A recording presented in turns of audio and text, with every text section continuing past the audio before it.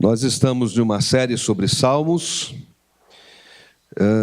e começamos domingo passado pela manhã e hoje nós vamos ler o Salmo 51. Abra sua Bíblia aí, Salmo de número 51. E este é um salmo cheio de graça, da maravilhosa graça, exatamente como nós cantamos agora há pouco nesta última canção. Um salmo precioso, um salmo especial. Ele está classificado como um salmo de penitência, um dos salmos. Alguns salmos são chamados salmos de penitência, porque são lidos em um contexto de confissão diante do Senhor. Salmos são o Inário de Israel e também seu livro de orações. É o livro, certamente o livro da Bíblia mais lido pelos cristãos. É também para nós um livro de orações. Eu ouvi o depoimento de um pastor que quando ele, em uma fase da sua vida, não estava muito bem, emocionalmente, espiritualmente, ele encontrou nos Salmos, a sua oração diária. Ele lia os Salmos, não tinha palavra para orar, não sabia o que orar, não tinha desejo de orar, mas ainda uma raiz de absoluta confiança e dependência de Deus o levou a abrir os Salmos, e durante boa parte daquela fase ele lia os Salmos, só lia os Salmos e dizia amém. Tomou as palavras dos salmistas como suas palavras de oração.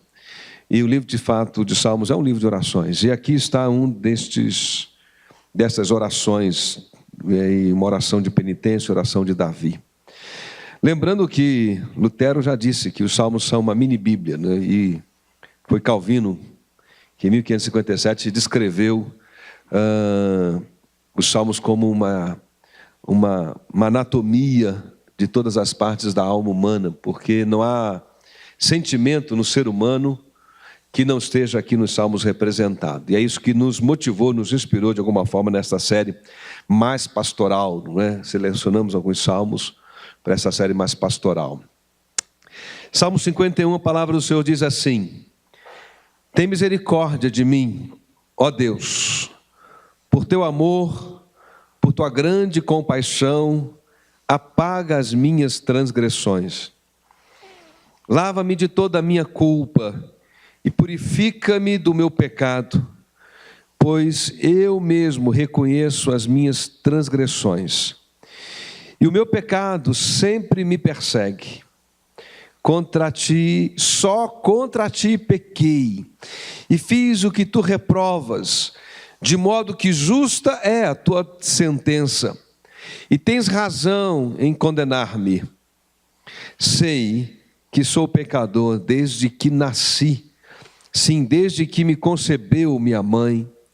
Sei que desejas a verdade no íntimo, e no coração me ensinas a sabedoria. Purifica-me com o isopo e ficarei puro. Lava-me e mais branco do que a neve serei. Faz-me ouvir de novo júbilo e alegria, e os ossos que esmagastes exultarão.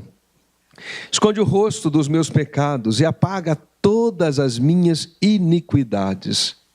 Cria em mim um coração puro, ó Deus, e renova dentro de mim um espírito estável. Não me expulses da tua presença, nem tires de mim o teu Santo Espírito. Devolve-me a alegria da tua salvação e sustenta-me com um espírito pronto a obedecer. Então ensinarei os teus caminhos aos transgressores, para que os pecadores se voltem para ti. Livra-me da culpa dos crimes de sangue, ó Deus, Deus da minha salvação. E a minha língua aclamará a tua justiça. Ó Senhor, dá palavras aos meus lábios, e a minha boca anunciará o teu louvor. Não te deleitas em sacrifícios, nem te agradas em holocaustos, senão eu os traria. Os sacrifícios que agradam a Deus são um espírito quebrantado. Um coração quebrantado e contrito, ó Deus, não desprezarás. Por tua bondade fazes Sião prosperar. Ergue os muros de Jerusalém. Então te agradarás dos sacrifícios sinceros. das ofertas queimadas e dos holocaustos, e novilhos serão oferecidos sobre o teu altar. Amém. Este é um salmo de Davi. Nós temos 150 salmos na Bíblia, 73 dos quais é atribuído a Davi. E aqui nestes salmos, o que nós temos? Nós temos um testemunho de Davi, de um tempo da sua vida de profunda dor e escuridão em sua alma.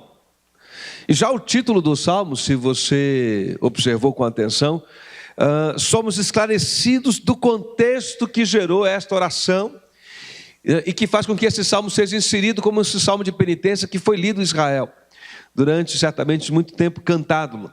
Os últimos versos, inclusive, que nós lemos, os estudiosos acreditam que foi uma inserção não de Davi, mas de quem depois fez uma outra compilação deste salmo, né, porque faz menção a Sião, isto é, ao monte onde está edificada, a Jerusalém, não é? E, então, certamente, durante o período de Esdras e Neemias, né, quando diante da descoberta da palavra de Deus, da reconstrução dos muros de Jerusalém, esse salmo foi lido e pertenceu também àquele contexto. Mas a história do salmo, né, a origem do salmo, já na introdução a gente é apresentado a ela. Ele se dá por ocasião do reconhecimento do seu pecado com Betseba. Há um outro salmo, o Salmo 32. Depois eu queria ler mais um verso ou outro desse salmo, o Salmo 32 com vocês, em que esta mesma confissão é feita, e aí ali a gente já tem um depoimento, né, de Davi, em um outro momento, quando ele se apropriou da graça e do perdão de Deus. Eu não sei quantos estão bem familiarizados com a história, mas vamos recapitular um pouquinho o contexto desse salmo. Em 2 Samuel, você vai encontrar o pano de fundo dessa narrativa da história de Davi com Betseba.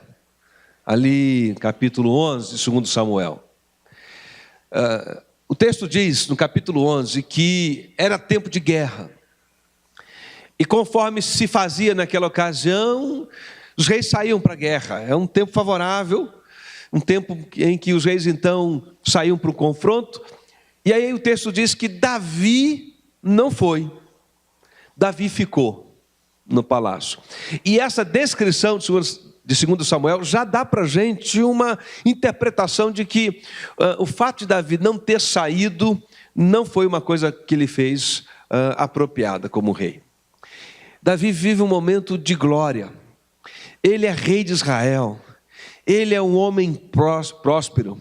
Ele é popular. Ele é reconhecido e admirado pela sua liderança. De algum modo, talvez este conforto desta condição é possível, tenha feito o seu coração e o seu zelo pelas coisas espirituais darem uma relaxada. Ele fica, ele vê uma mulher se banhando, seu coração é cativado por um desejo, e ele então faz como os reis fariam se não fossem reis segundo o coração de Deus. Ele viola sua consciência e se apropria daquela mulher. Tem uma relação com ela. Para nós hoje, do ponto de vista da nossa concepção, da nossa sociedade, é adultério. Do tempo de Davi também. Mas não é aquela história de rei, né, ali do Velho Testamento, né, uma cultura de tolerância para alguns delírios dos reis. Não se admitiria isso do rei de Israel. Mas Davi age como um rei qualquer, né, como dono do reino que Deus deu a ele. E aí, Betseba manda avisar ele: eu estou grávida de um filho seu. E aí Davi decide ocultar o seu pecado, e há 4 coisas que ele resolve fazer.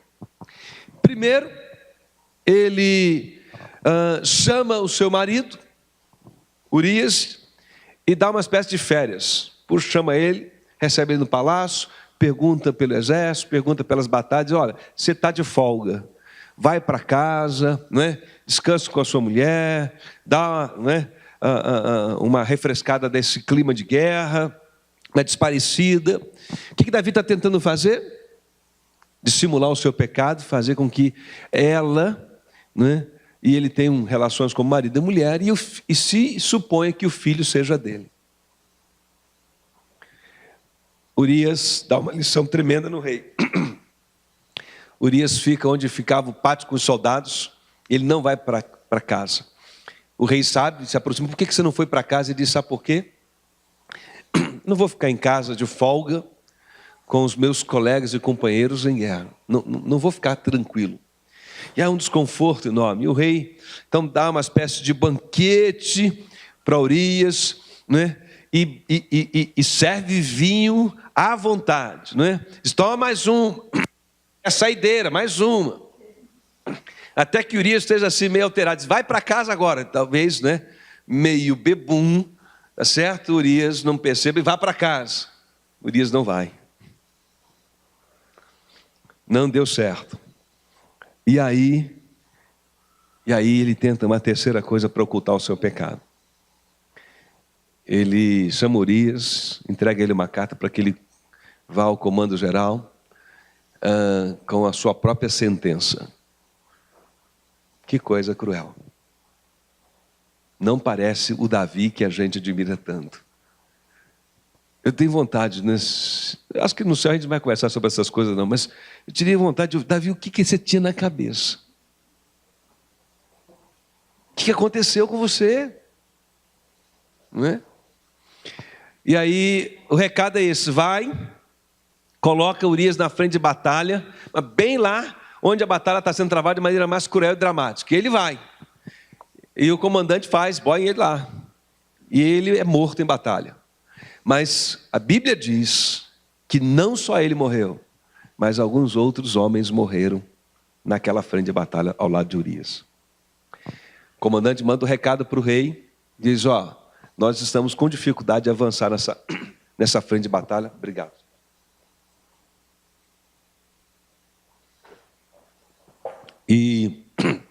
Mas avisa ao rei que os homens morreram. E aí o comandante está preocupado com como é que o rei vai reagir diante de tanta baixa no exército. Mas avisa ao rei que entre as baixas está também Urias. O mensageiro vai e avisa o rei. Há muitas baixas, a frente está difícil. E o comandante manda avisar. Urias morreu. E o rei diz, prossegue. O que ele faz? Lamenta, chama Betseba e se casa com ela numa quarta tentativa de quê? Ocultar o seu pecado. Porque agora a criança pode nascer. Talvez corra nos bastidores que ela nasceu prematura. Não é? Mas bem pesadinha, né? Para um bebê prematuro, fofinho, né? Mas não nasce. A verdade é que a criança não nasce. A criança vem a falecer. Passa um tempo, o profeta Natã é despertado por Deus e vai ao encontro do rei. Chega para Davi e conta aquela história clássica. E eu, quando era pequenininho, toda vez que alguém me apresentava, meus pais me apresentavam alguém por causa do nome, não é? Dizia aí, né, profeta. Não tinha como não saber os detalhes dessa história. Natã conta para Davi uma história falando de ovelhas, que é um assunto que Davi conhecia, né? E o coração de Davi é sensível, afinal ele escreveu o salmo de todos o mais conhecido. Salmo 23, o salmo do bom pastor. E aí disse para Davi tinha um homem que tinha muitas ovelhas, e tinha um outrozinho que só tinha uma ovelhinha. Aquele que tinha um monte de ovelhas, vai lá e rouba e pega a ovelhinha daquele, o único que ele tinha. Davi, né, aquela memória pastoral e o seu senso de justiça real, aflora. Ele diz, esse homem tem que ser morto. Me diz quem é, isso é verdade.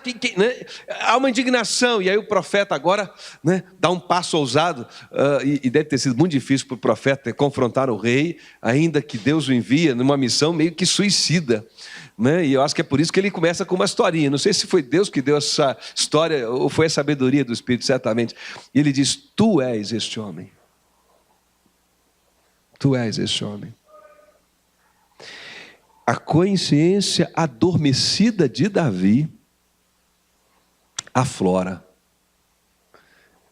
E ele cai, né, em profundo sentimento de arrependimento.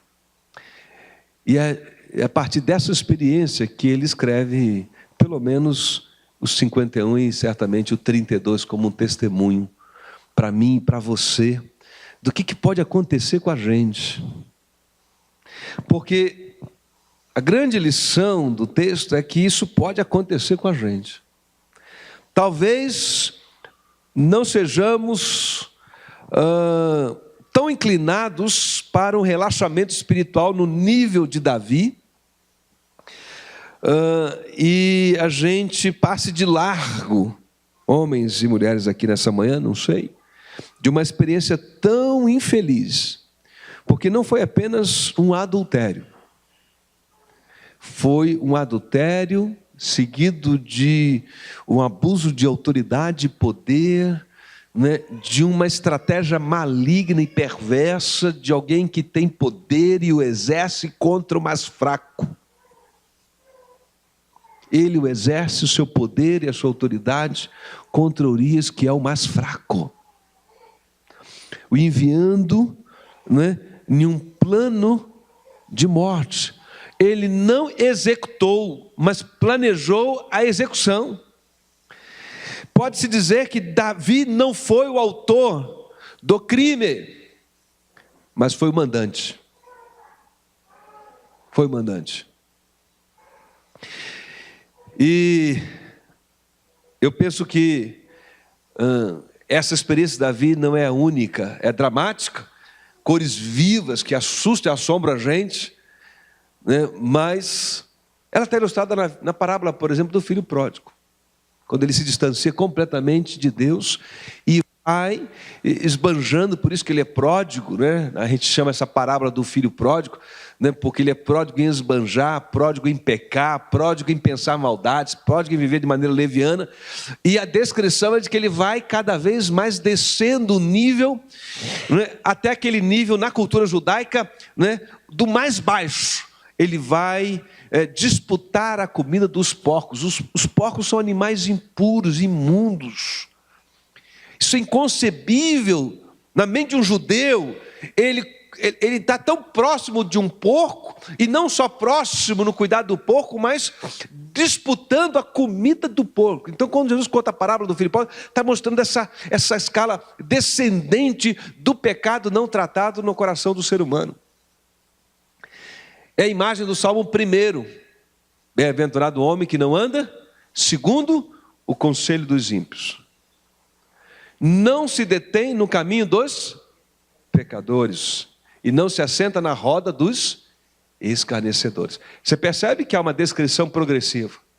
Primeiro ele, né, para ouvir o conselho dos ímpios, e aí ele se detém nesse caminho, e aí ele faz o quê? Se assenta. É uma descrição, só o primeiro, dessa escala do pecado na vida da gente, do ser humano, quando ele não trata o pecado como deve tratar. É o que está em Provérbios, quando diz: um abismo chama um outro abismo. O que nós temos aqui, queridos? Nós temos um depoimento de um homem de Deus. Ele era um crente em Jesus, digamos assim, na linguagem de hoje, né? Um crente em Deus, um crente no Senhor.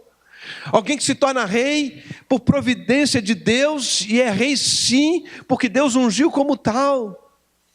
Mas em algum momento da sua experiência há um relaxamento, em algum momento da sua experiência há descuido, ele flerta com o pecado, ele negligencia e vulgariza o zelo com a santidade na sua vida, na sua alma.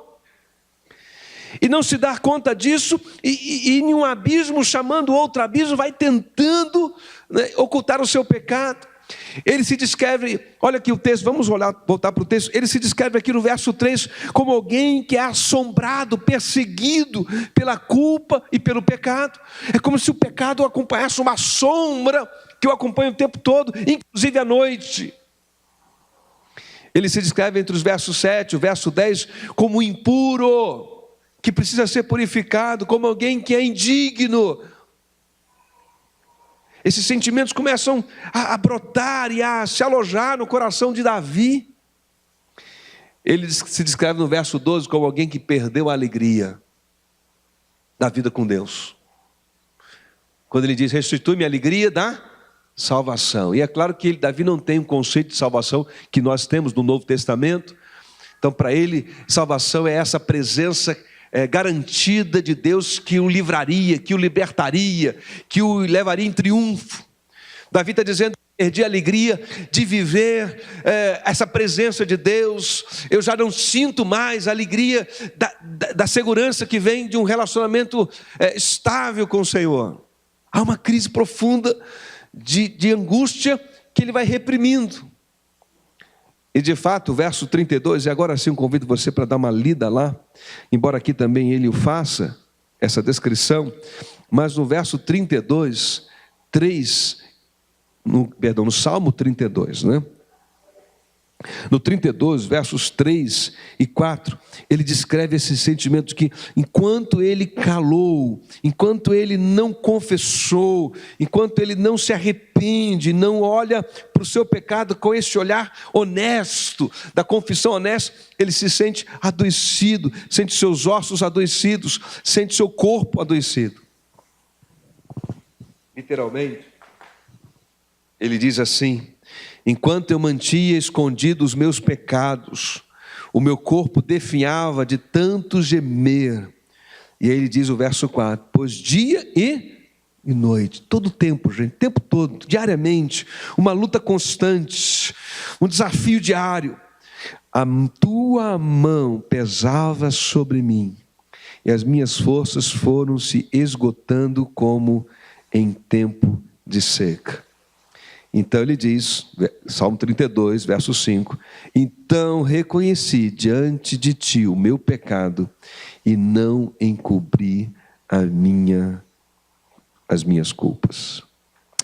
Eu disse, confessarei as minhas transgressões ao Senhor, e tu perdoaste a culpa do meu pecado. Verso 6, portanto, que todos os que são fiéis orem a ti, enquanto pode ser encontrado, quando as muitas águas se levantarem, elas não o atingirão. O Salmo 32 complementa o sentimento de Davi no Salmo 51. A questão então é, o que é necessário fazer? Olha aqui, o que é necessário fazer para que a gente não incorra no mesmo pecado? Na mesma condição. O que a gente precisa fazer para que o nosso coração seja cuidado, né, de um modo profilático? Qual é a profilaxia que esse salmo permite a gente discernir para que a gente não experimente essa angústia e essa infelicidade que Davi experimentou? Então, primeira coisa, voltando lá para o Salmo 51, eu quero destacar algumas coisas. A primeira é o que está aí descrito no verso de número 5. O primeiro passo, gente, é o reconhecimento da nossa natureza pecaminosa. O que Davi diz no verso 5? O que ele diz aí? Pode ler. De algum modo a sua consciência se expande no reconhecimento do seu pecado, depois do confronto de Natã, e aí Davi faz como se uma retrospectiva de vida, e ele decreta a falência da sua justiça própria. Ele diz, eu não vou esconder de Deus o fato de que eu tenho consciência, de que desde que nasci, desde que me entendo por gente, eu luto com o pecado na minha vida. É uma confissão não apenas do ato do pecado, você percebe? Não é apenas assim, Senhor, eu pequei com Betseba, mas foi só dessa vez, eu dei uma escorregadinha, me soube desculpa, porque não é assim. Não, queridos, é o reconhecimento de uma condição que se faz presente em sua natureza, e não é dele esse problema exclusivo, você entende isso? Porque Romanos diz que todos pecaram. Todos somos pecadores. E destituídos estamos o quê? Da glória de Deus. Todos nós somos inclinados ao pecado. Então olha aqui para mim, antes da gente já olhar para Davi com horror e pavor, não é? A gente precisa botar, me perdoem as irmãs, a expressão masculina, as barbas de molho. Não é isso? A gente precisa tomar cuidado ao emitirmos diante de alguém que caiu, mesmo em nossos dias, um juízo severo e imediato, queridos. Porque todos nós temos, usando aqui de novo, a licença poética, né, telhados de vidro. Cuidado, quando numa conversa o primeiro impulso é apedrejar alguém pelo pecado cometido. Lembre-se de Jesus, quem não tem pecado, tira, opa, então eu tenho, não vou tirar. Isso não significa de forma alguma, nenhuma parte da Bíblia significa isso, que a gente deva se desculpar uns aos outros pelos nossos pecados, sem que a gente se responsabilize por ele. A Bíblia não está dando para a gente um cheque em branco, para dizer, faça o que você quiser. Ninguém pode te acusar de nada. A Bíblia não está dizendo para a gente, já que todo mundo é pecador, vamos, como numa gangue de cúmplices, né, nos defendermos, ocultando um ao outro, né? Não. A Bíblia está dizendo o seguinte, que a gente deve olhar uns para os outros com esse olhar da graça e da misericórdia. Mas nós temos que aprender a ser responsáveis sim, pelos nossos pecados e faltas diante de Deus. Versos 3 e 4, a gente precisa parar, fazer como Davi, parar de argumentar e dar desculpa, gente. Davi diz, eu sou pecador, eu conheço as minhas transgressões. E há aqui 3 palavras que Davi usa nos Salmos para falar das suas transgressões. Quero destacar elas. Primeiro, ele usa a palavra transgressão. Transgressão. Essa palavra é a descrição de rebelião. É a palavra usada na Bíblia para descrever uma revolta contra uma autoridade, a vontade de uma autoridade. O que Davi está dizendo? Eu sei que eu fui rebelde. Ele está dizendo, eu sei que eu transgredi a autoridade de Deus sobre a minha vida. Eu sei que eu fui contra o desejo de Deus. Eu fui governado por um desejo de lascívia. Eu fiz o que a minha consciência reprovava. Foi um ato deliberado de desobediência. Quando ele usa a palavra transgressão, é como se ele estivesse dizendo, o que eu fiz sabendo o que estava fazendo. Não fui porque era ingênuo. Não fiz porque fui fraco, não fiz porque fui bobo, não fiz porque fui induzido, não fiz porque Betseba foi mais sedutora do que a minha capacidade de resistir a ela. Eu fiz porque fui rebelde, eu fiz porque sabia o que estava fazendo e feria a minha consciência. Eu sou um transgressor, eu sou um rebelde. A segunda palavra que ele usa é iniquidade, que tem sentido de perversão, de algo sujo, indigno, vergonhoso. A terceira palavra é pecado mesmo, que significa errar o alvo. É reconhecer que não estamos vivendo de acordo como deveríamos viver, segundo a vontade de Deus. Presta atenção, o que Davi está fazendo com essas 3 palavras é reconhecer que a razão do seu pecado não está fora dele, mas dentro dele. Olha aqui, como pastor, a gente lida às vezes com momentos difíceis na vida da congregação, da igreja, e com nossa própria luta pessoal, por um coração reto e íntegro diante do Senhor.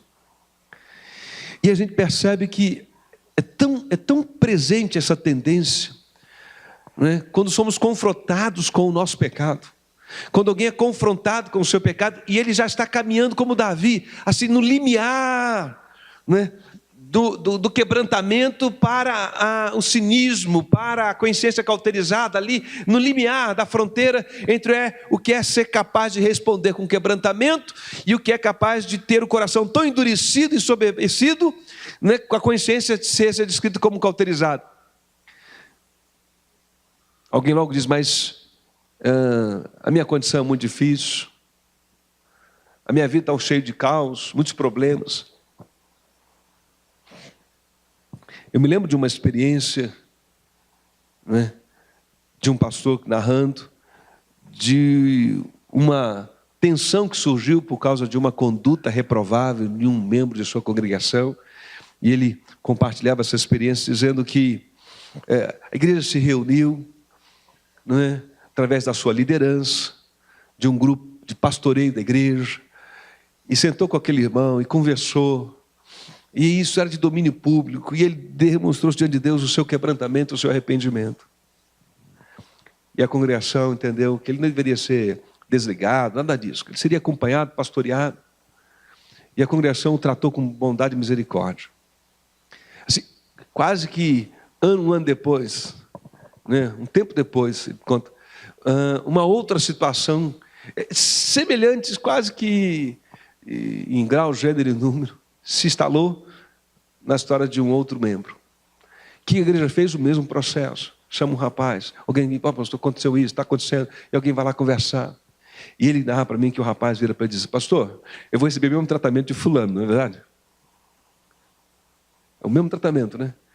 E o pastor conta que decepção, que choque, porque ele não demonstrou nenhum constrangimento, não ruborizou, não chegou com o olhar cabisbaixo, mas já chegou com reivindicação. E o pastor disse: não, querido, porque cada caso é um caso.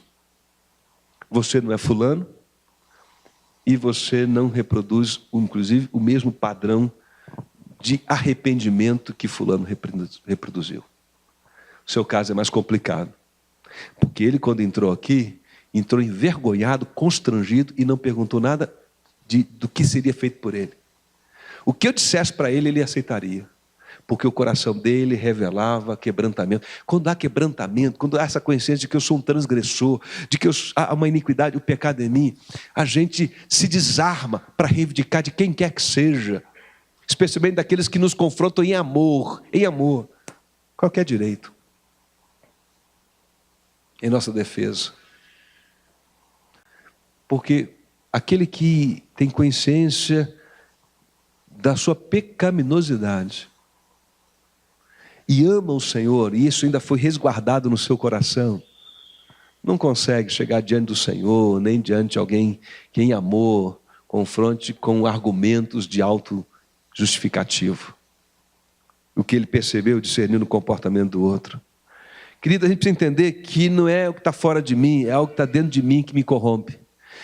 Não é o que entra pela boca aqui, disse Jesus, que contamina o homem, é o quê? É o que sai. Então Davi está dizendo: eu sei que é dentro do meu coração que eu sou corrompido. Eu sei que é no meu coração que há uma fábrica de iniquidade. Eu sei que é dentro de mim que procedem maus desígnios. Não é o mundo, não é o outro que é injusto, que é perverso, talvez seja também, mas a minha maldade não se explica pela maldade do outro, o meu pecado não se explica pelo pecado do outro, a minha injustiça não se explica pela injustiça do outro. Não é o mundo, é o meu coração.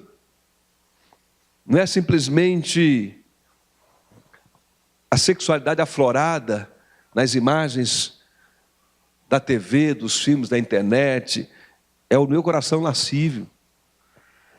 Não é apenas porque o outro é egoísta e perverso, briguento, é o meu coração que é perverso.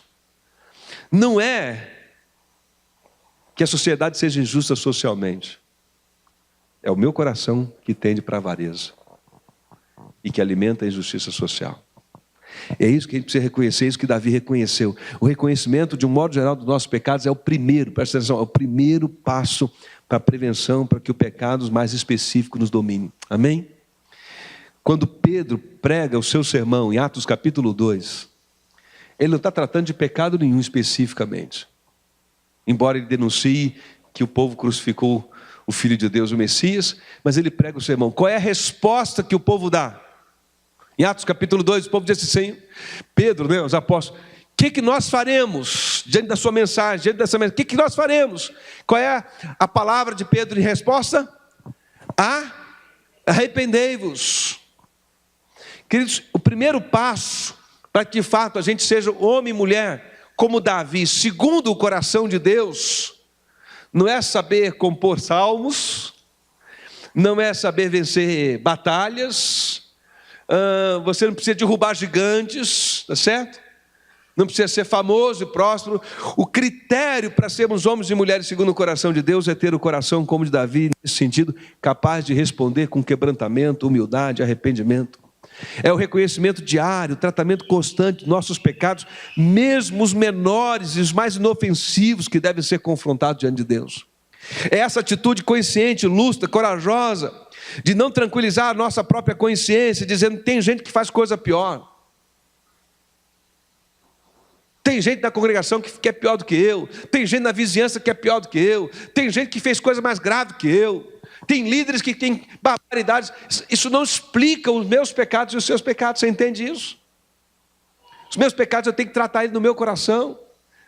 E você vai tratar os seus pecados no seu coração. E o que nós devemos oferecer um ao outro, sim, é uma palavra de amor, em confronto quando se faz necessário, mas um tratamento de graça e misericórdia, porque somos todos pecadores, mas nós não podemos nos esconder através da acusação mútua. Não devemos. E Davi reconhece que ele peca contra quem, gente? Contra Deus. Ele pecou contra Betseba, ele pecou contra Urias, ele pecou contra a nação.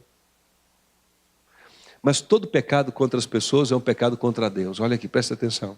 Não dá para desassociar uma coisa com outra. Não dá para romper um relacionamento com as pessoas e achar que o relacionamento com Deus fica normal. Não dá para ter um relacionamento saudável com Deus e achar que isso não vai me ajudar a melhorar meu relacionamento com as pessoas. As coisas andam juntas. E olha aqui mais à frente, eu queria chamar a tua atenção para um detalhe interessante, versos 16 e 17. Olha aí na sua Bíblia. O que ele faz lá no verso 16 e 17? O que ele diz? Dá uma olhada rápida aí, me ajuda. Pode ler alguém na congregação o que ele diz no verso 16 e 17?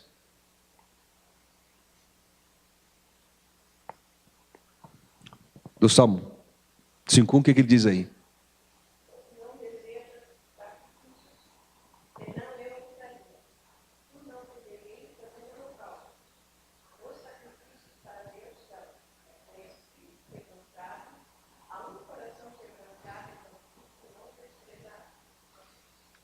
Davi reconheceu, eu sei que enquanto eu não me arrepender, enquanto eu não admitir o meu pecado, enquanto eu não cultivar um coração honesto, quebrantado diante do Senhor, enquanto eu estiver me defendendo, me justificando, ir ao templo e fazer sacrifício não diz nada para o Senhor. Gente, olha que coisa séria isso.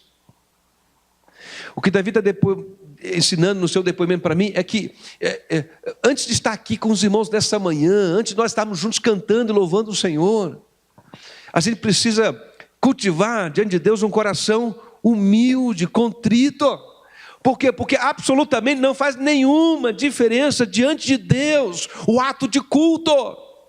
O ato de culto não expia pecados. O ato de culto não me faz mais justo diante de Deus. A minha contribuição de serviço, a minha contribuição financeira, os meus dons, seja cantar, pregar, lecionar, contribuir de alguma forma com o desenvolvimento do trabalho, nada disso me justifica diante de Deus. Nada disso expia minha culpa diante do Senhor, a não ser o coração contrito. E o nosso entendimento à luz do Novo Testamento é esse coração contrito graças à obra de Cristo na cruz do Calvário. Amém? Pela graça dele, a gente encontra, como Davi testemunha nesse salmo, em um outro momento da história de Deus, a experiência do perdão e da misericórdia do Senhor. O texto diz que ele vai recorrer com o Senhor. Versos de 7 a 12, nós não vamos ler todos os versos, já lemos, mas de 7 a 12... O que ele vai dizer? Senhor, eu confio no Senhor, me livra, me cria um coração puro, renova de mim um espírito reto. Ele está orando, pedindo a Deus que possa transformá-lo. Olha aqui, presta atenção, sabe por quê? Porque ninguém transforma a si mesmo. A obra de Deus é de Deus. Mas essa obra de Deus na minha vida e na sua vida só é startada e é nutrida, e é processada, e é adensada, é aperfeiçoada, como diz Paulo aos Filipenses, né? Essa obra de Deus vai ser completa, né, no coração que se compromete diariamente em chegar diante de Deus de modo contrito. Amém? De gente que chega diante de Deus todos dizem, Senhor, eu sei que ontem eu fiz até tudo muito bonitinho, certinho, mas foi ontem. Hoje eu não sei, então eu quero começar meu dia dizendo, Senhor, tem misericórdia de mim. Gente, quando a gente tem consciência da nossa fragilidade, da nossa alma, a gente é capaz de evitar o pecado muito mais do que quando a gente se rende a um sentimento de justiça própria e autossuficiente. Você percebe isso em você mesmo? Ou no ambiente onde você transita? A palavra de Deus diz que a soberba precede a queda, a ruína. Como é que Davi começa o salmo? Tem misericórdia de mim. Por quê? Porque ele sabe que a sua consciência tocada e quebrantada só lhe resta uma esperança: um Deus de plena misericórdia. Quando Adão pecou, o que Adão fez? Fugiu de Deus e se escondeu. Quando Judas traz Jesus, ele abandona Cristo. Tem muita gente assim, que confrontado com o pecado ou diante do pecado, entre tratá-lo diante de Deus, foge, se esconde, nega, se justifica. Davi tentou tocar a vida, mas não deu certo. A cada dia, a cada noite, um peso de culpa, de angústia, de remorso, afligiu o seu coração. Mas ele nega, ele tenta adormecer, ele vê televisão, vai ler Netflix para distrair a cabeça, vai para o shopping dar uma volta, tá certo? Ele inventa uma construção nova, ele não quer se olhar no espelho e ter que admitir que é o pecado. Então Deus tem que levantar Natan. Às vezes Deus faz isso com a gente. A gente está evitando, né, aquele momento que a gente sabe que tem que chegar. Aquele momento que a gente diz: eu preciso resolver isso. Eu preciso dobrar meus joelhos e resolver isso. Eu não posso fingir que isso não aconteceu. Eu não posso fingir que isso não está acontecendo. Eu não posso fingir que o meu coração, que a minha mente está inclinada nessa direção. Eu não posso negar o pecado, a mentira, o furto, o engano, a amargura, o ódio, a falta de perdão. Eu não posso negar. E a gente sabe que vai chegar aquele momento que a gente vai ter que dobrar os joelhos e dizer: Deus, me perdoa, me dá forças para amar, para perdoar, para fazer a reparação devida, ou para fazer a retratação, enfim. Quando isso demora, Deus levanta alguém. Levanta um amigo. É uma canção que a gente põe, de repente, aquela música, é a voz de um profeta, do Espírito de Deus falando através de uma canção. É uma pregação na igreja. Ou pelo YouTube, quem sabe. Ou até uma frase. Por quê, irmãos? Porque Deus nos ama o suficiente para não deixar a gente prosseguir nesse caminho de morte. Mas Davi levanta a possibilidade, talvez aqui no verso 11, pensando em Saul. Senhor, não se aparte de mim o teu espírito, né? Não me rejeites. Talvez lembrando de Saul. Queridos, Deus sempre virá ao nosso encontro, se a gente não for ao encontro dele. Louvado seja o Senhor por isso. Mas, ainda assim, é nossa responsabilidade oferecer a Ele o coração quebrantado e humilde. É nossa parte dizer: Senhor, eu não vou me desculpar mais pelo meu pecado. Não vou dizer que foi o outro que deu o primeiro tiro, que o outro é isso, porque a outra é aquilo, é porque eu fui assim enganado, e porque todo mundo faz, e se eu não fizesse... Eu vou dizer: Senhor, tem misericórdia de mim, muda a minha maneira de pensar, muda o meu coração, né, e transforma a minha vida. Quero terminar com o Salmo 32, e convido os músicos para virem já aqui para cima, se posicionando nos instrumentos. No 51 é a confissão. No 32 é a conclusão daquele que foi perdoado, e que agora não apenas, né, está contente por desfrutar a bênção para si, mas quer compartilhar dela, quer ser portador dessa bênção para os outros. O que diz o verso 1 aí do Salmo 32? Queria que você abrisse sua Bíblia aí. Salmo 32, o verso 1. Vamos ler o verso 1 e o verso 2. Diz assim: como é feliz aquele que tem sua transgressão perdoada e os seus pecados apagados. Como é feliz aquele a quem o Senhor não atribui culpa e em quem não há hipocrisia. Vamos ler juntos? Salmo 32, verso 1. Só o verso 1. Como... Vamos ler? Bem-aventurado, talvez seja a sua versão, né? Vamos ler juntos. Bem-aventurado aquele perdoada e seus... Quem tem uma outra versão, diz que na sua versão. Quem tem uma outra versão, pode ler uma versão diferente? O verso 1 do Salmo 32. Como é feliz, a minha versão. Qual é a sua versão? Bem-aventurado, é assim também aí?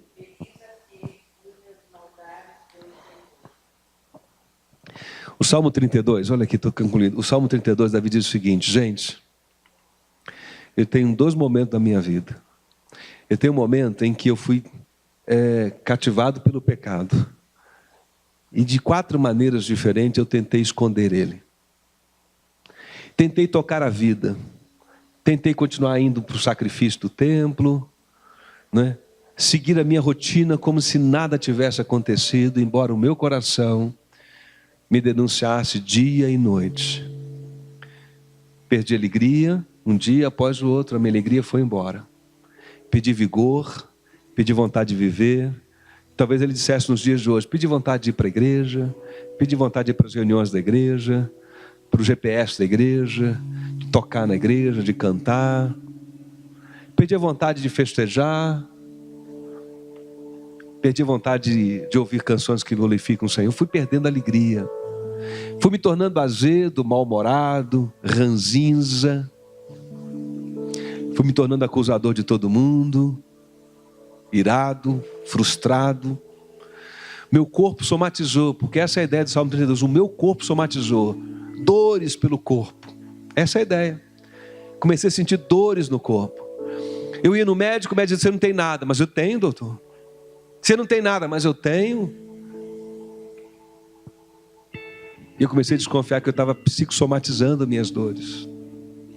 E aí um dia o meu amigo Natan me visita, me conta uma história.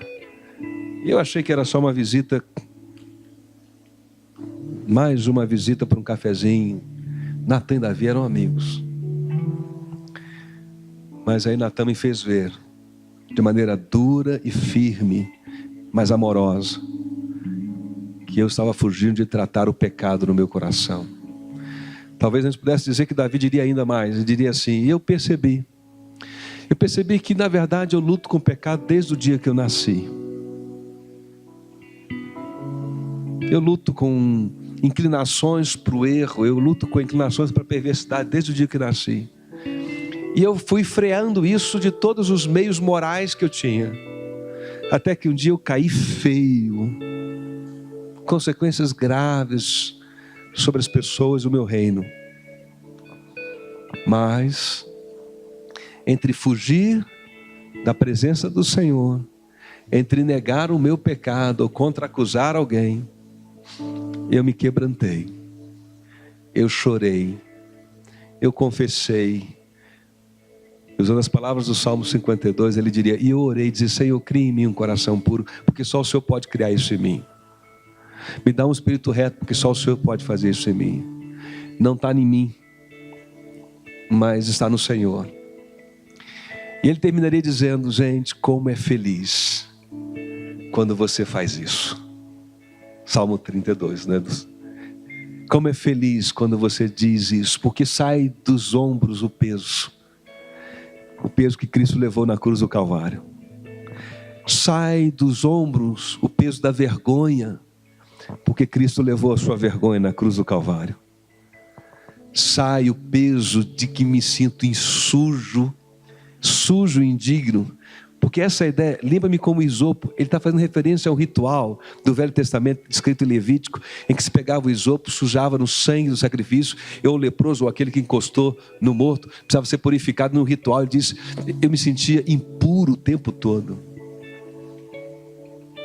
Nenhum ritual me fazia sentir a leveza de um coração puro. Mas quando eu confessei, quando eu me voltei para o Senhor, quando eu me quebrantei, o meu coração se colocou humilde diante do Senhor, eu me senti puro, porque a minha impureza Cristo levou na cruz do Calvário. Queridos, o que Deus fez por Davi, Ele fez por mim e por você através de Jesus na cruz do Calvário, amém? Nós vamos orar depois dessa canção, uma oração nossa junto. E não sei se você tem um pecado específico para tratar ao Senhor nessa semana. Se hoje aqui nessa manhã Deus está revelando que alguma coisa na sua vida precisa ser tratada especificamente, não sei, mas uma coisa eu sei: para todos nós, indistintamente, há uma oferta de graça de Deus aqui nessa manhã, de misericórdia e graça. Vamos cantar.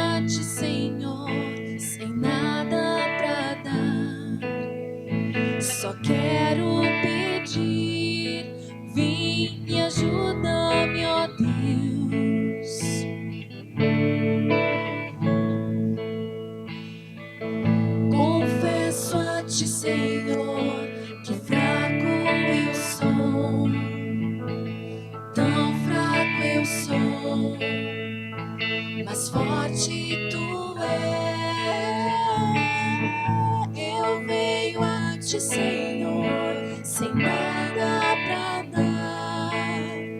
Só quero pedir, vem me ajuda-me, ó Deus.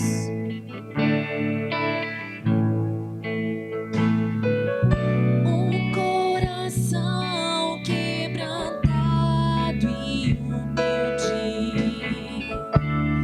não rejeita, Senhor. Estenda a mim tua graça e deixe teu amor fluir. Por misericórdia nós clamamos, faz chover perdão e graça sobre mim, perdão e graça. E lava-me, Senhor, pois hoje eu preciso do teu amor. Faz chover perdão e graça sobre mim, perdão e graça. E lava-me, Senhor, pois hoje eu preciso do teu amor.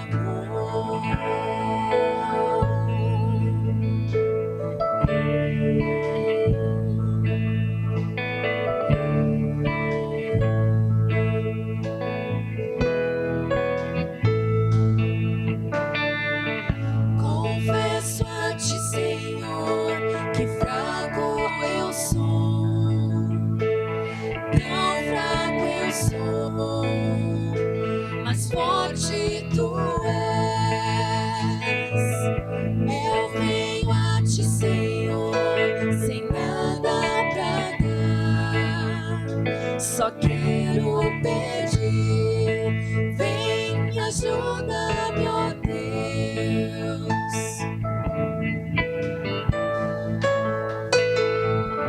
Um coração quebrantado e humilde,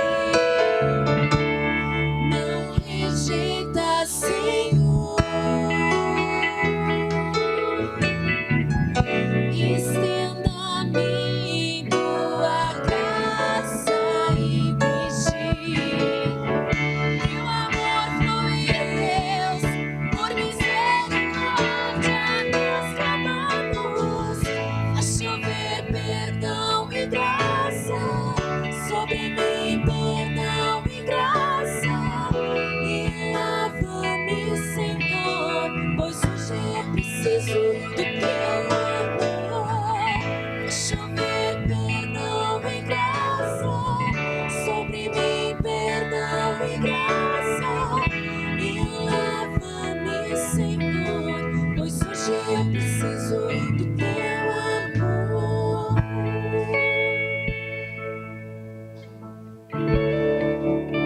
Vamos ficar de pé, vamos orar. Eu espero que você possa, pela direção do Espírito de Deus na sua vida, refletir bastante sobre esse salmo. Houve um momento na minha vida em que ele fez toda a diferença. Lá atrás, já faz tempo, mas houve um momento em que ele fez toda a diferença. E eu entendi que a pior coisa que pode acontecer com o pecador não é o seu pecado.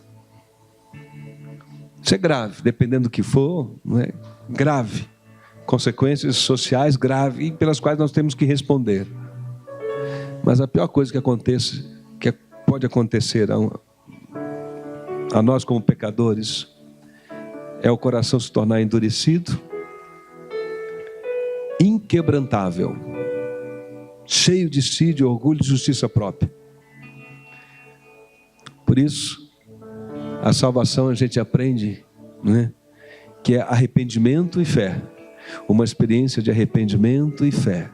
Arrependimento como uma palavra teológica e bíblica que descreve aquela tomada de consciência de que, sim, há uma inclinação para o erro em nós, do pecado. Mas fé como uma palavra bíblica e teológica, que significa que é possível confiar em Deus, confiar em Jesus, na graça dele, e que ele nos ama e que Ele tem condições de tratar o nosso coração, ajudar a gente a superar as nossas lutas, os nossos pecados, a fazer reparações, né? a viver e a vencer dia a dia o desafio da luta contra o pecado que nos assedia e a termos alegria no Senhor. Alegria, como é feliz, como é liberto, como é sarado, como é são, como é pleno o homem e a mulher que tem consciência de que em Cristo seus pecados foram perdoados. Vamos orar ao Senhor. Obrigado, ó Deus, pela graça do perdão. Senhor, nós sabemos e temos consciência de que somos responsáveis pelos nossos atos e pelas consequências dos nossos atos. E ajuda-nos quanto a isso, Senhor. Ajuda-nos a sermos responsáveis pelos nossos atos. Mas aqui hoje também pedimos ajuda-nos a nos apropriarmos da graça que o Senhor revelou através de Jesus Cristo. Do teu perdão, Senhor. Não importa quão feio, quão sujo, quão estragado seja a nossa biografia por algum ato falho do pecado em nós. Não importa o quanto tenhamos caído e o quanto tenhamos descido em níveis tão profundos de maldade e pecado, se ali apresentarmos o Senhor, o nosso coração humilde e quebrantado, como um filho pródigo poderemos voltar à tua presença. Como um filho pródigo voltaremos sujo, imundo, fedido, ó Deus. Mas nos voltaremos com fé, com confiança, porque a tua palavra nos garante, e o nosso coração se constrange até em dizer isso. A tua palavra nos garante que o Senhor vai nos tratar com bondade, com misericórdia, com graça. Vai matar novilho, vai fazer uma festa, porque nós teremos saído da condição de mortos para vivos, de rebeldes para reconciliados, de perverso para bondoso, de acusador dos nossos irmãos, de perdoador dos nossos irmãos, de impiedosos para misericordiosos, de egoístas avarentos para generosos, abundantemente generosos. Nos ajuda, Senhor, portanto nós oramos a desfrutar da graça e a sermos canais e agentes da graça sobre a vida dos nossos irmãos. Em nome do Senhor Jesus e para a glória de Jesus, nós oramos assim. Despede-nos nessa manhã, ó Deus, com essa experiência de culto. Abençoa-nos, fala ao nosso coração ainda ao longo da semana. Amém. Bom domingo, bom descanso, bom almoço para você. Deus abençoe. Vá em paz.